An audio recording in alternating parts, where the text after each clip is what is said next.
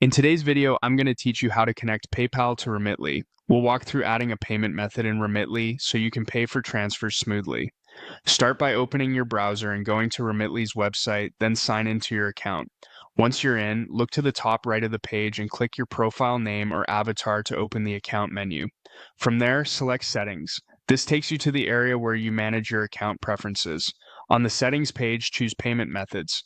This is where you add, view, or manage how you'll fund your money transfers. Click Add Payment Method to begin.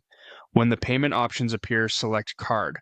While Remitly doesn't link directly to a PayPal wallet, adding a card that's funded by your PayPal account, such as a PayPal branded debit card, lets you effectively use your PayPal funds when you pay in Remitly. If you have that card, this is the place to add it. Otherwise, you can add any debit or credit card you plan to use.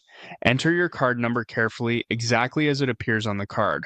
Next, type the expiration date in the month and year format. Then add the security code, sometimes called the CVV. It's usually a 3-digit code on the back of most cards, or 4 digits on the front for some cards. In the name field, type your name exactly as it appears on the card. Matching this information helps avoid verification issues. You'll see a spot for a card nickname. This is optional, but it can be helpful if you plan to store multiple cards and want to tell them apart easily later. Now fill in your billing address. Make sure it matches the address your card issuer has on file. If the address doesn't match, the card might be declined during setup or when you try to pay. When everything looks correct, click Save.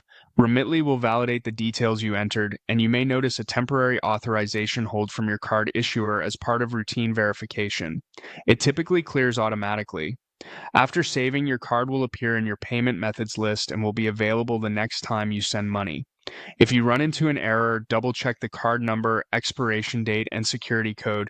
Confirm that the billing address is accurate and ensure your card is enabled for online and international transactions.